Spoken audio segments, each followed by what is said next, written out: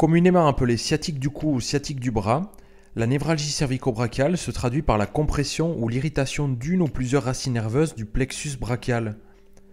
Pour mieux comprendre comment et pourquoi la névralgie cervico-brachiale peut causer des douleurs au cou et au bras, faisons un bref rappel anatomique.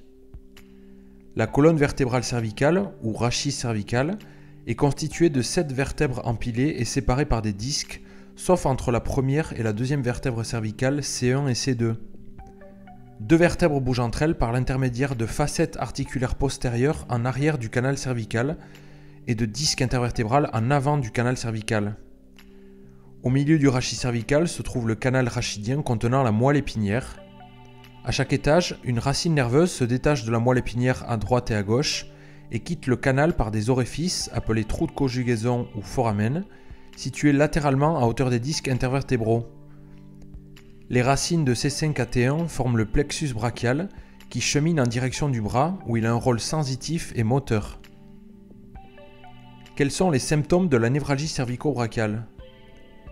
La névralgie cervico-brachiale se traduit par des douleurs au niveau de la région cervicale avec des irradiations neurologiques dans le membre supérieur.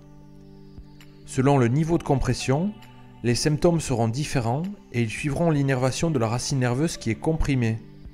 Par exemple, pour C5, la douleur sera plutôt antérieure au niveau du bras et de l'avant-bras. Pour C6, la douleur sera plutôt latérale au niveau du bras et de l'avant-bras ainsi que dans le pouce. Pour C7, les symptômes seront présents face postérieure de l'épaule, du bras, de l'avant-bras ainsi qu'au niveau de l'index et du majeur.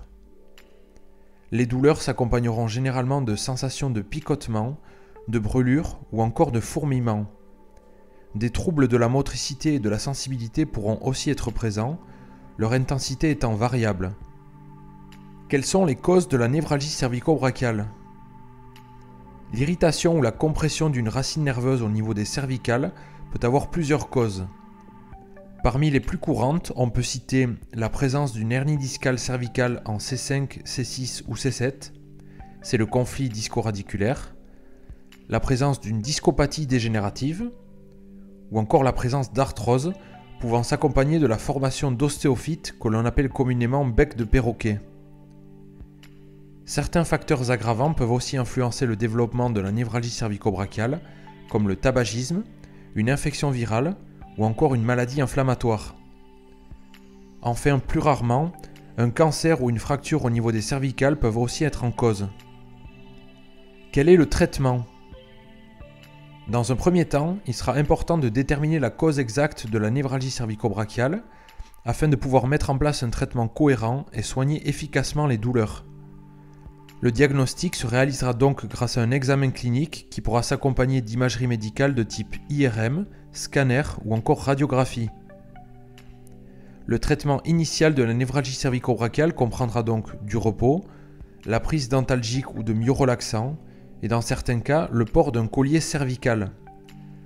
Parfois, en cas de douleur persistante, les infiltrations pourront être indiquées.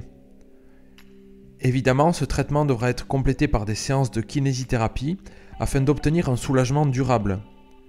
Ces séances seront d'une aide précieuse pour le traitement sur le plus long terme en associant différentes techniques comme des massages, des techniques de libération des tensions, des mobilisations du cou et des nerfs, mais aussi des exercices de renforcement des muscles de la nuque et du cou, souvent affaiblis par la pathologie et par la sédentarité. Ces éléments devront aussi être complétés par une éducation thérapeutique du patient qui permettra d'entretenir les bienfaits de la rééducation.